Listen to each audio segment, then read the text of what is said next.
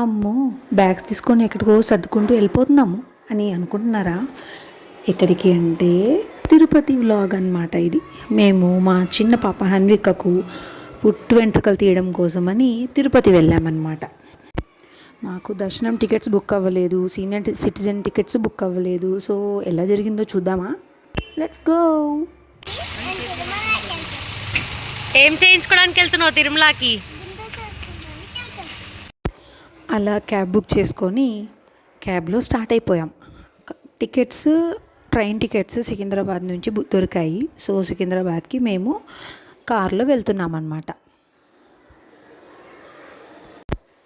అక్కడ మాకు 3 tier AC tickets book చేసుకున్నాము. సో లోయర్ బెర్త్ ఎక్కడ కూడా రాలేదు అండ్ దానివల్ల కొంచెం ఇబ్బంది పడ్డామన్నమాట.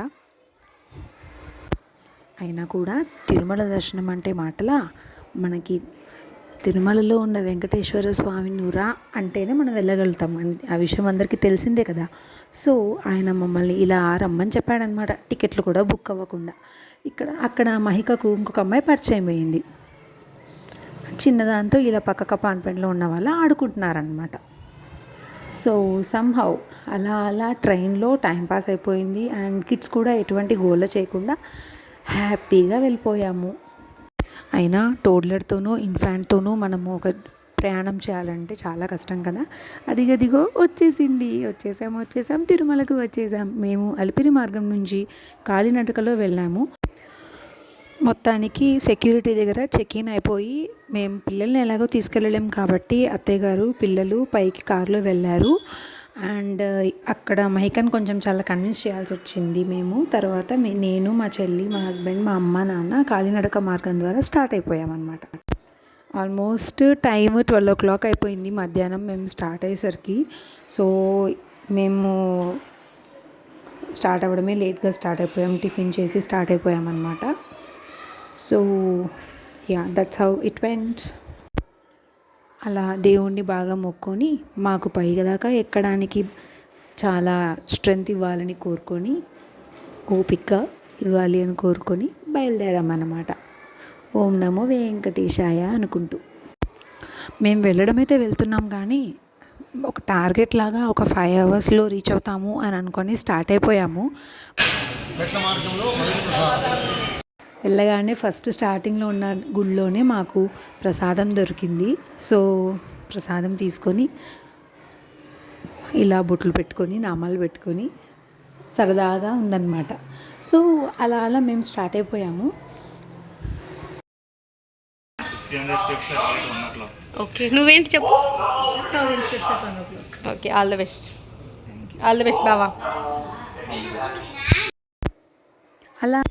అలా 1000 steps దాకా వచ్చేసాము. సో చాలా హ్యాపీగా ఫీల్ అయ్యామన్నమాట.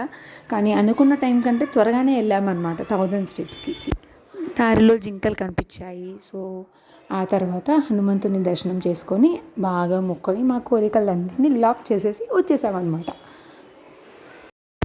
తర్వాత మా ప్రయాణం అలా సాగుతూ మోకాళ్ళ పర్వతం దాకా వెళ్ళాలంటే మధ్యలో రోడ్డు మార్గం ఉంది కదా.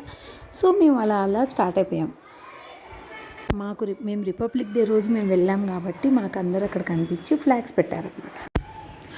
అలా మేము మొత్తానికి స్టెప్స్ అన్నీ ఎక్కేసాము. మాకు దగ్గరగా ఒక 4.5 to 5 hours టైం పట్టింది. నేను చెప్పినట్టుగా మేము 12 గంటలకు మొదలు పెడితే 5 గంటలు అయింది మేము చేరేసరికి.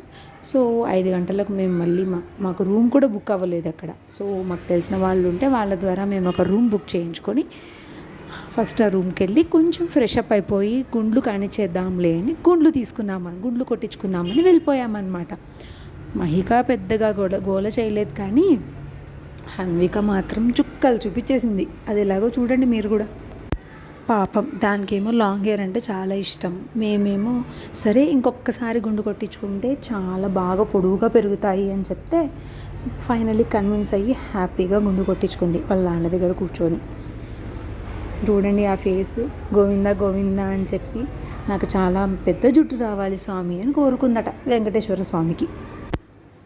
చిన్నపిల్లైనా దానికి ఇష్టమైన దానికి బాగా కావాలి అని అనుకున్నది కోరుకోవాలి అనే విషయం దానికి అర్థమైంది.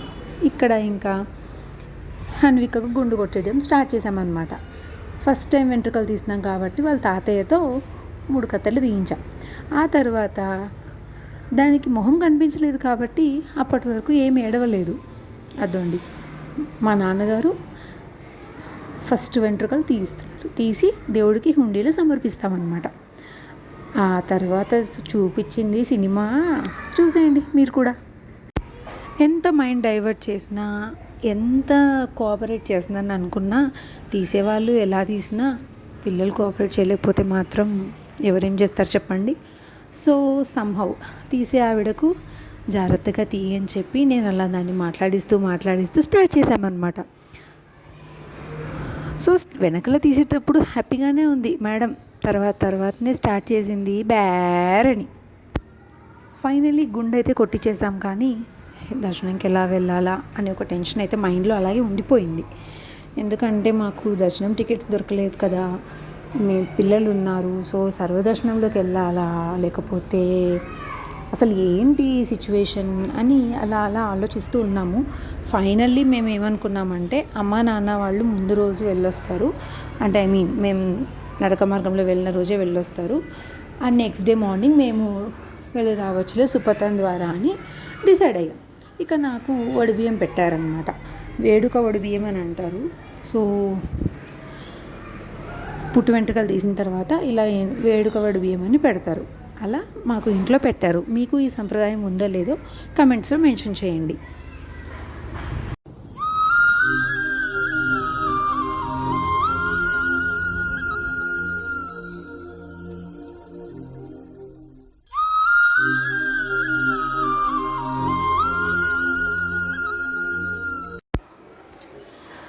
ఇలా పుట్టింటి వాళ్ళు వడిబియ్యం పెట్టిన తర్వాత ఫైనల్గా దర్శనం అయిపోయిన తర్వాత ఇలా వడిబియ్యం పెట్టుకొని ఇంకా ప్యాకప్. అండ్ మనకు ట్రెండింగ్ అవుతున్న వీడియో ఒకటి ఉంది కదా, అది కూడా తీసుకున్నాం. మనం ఎందుకులే ట్రెండింగ్ అవ్వకూడదు అని. సో అలా షాపింగ్కి వెళ్ళొచ్చాము. షాపింగ్కి వెళ్ళొచ్చిన తర్వాత లక్కీగా మా దర్శనం 1.5 అవర్లో అయిపోయింది. మా అమ్మ వాళ్ళ దర్శనం 3 అవర్స్లో అయిపోయింది.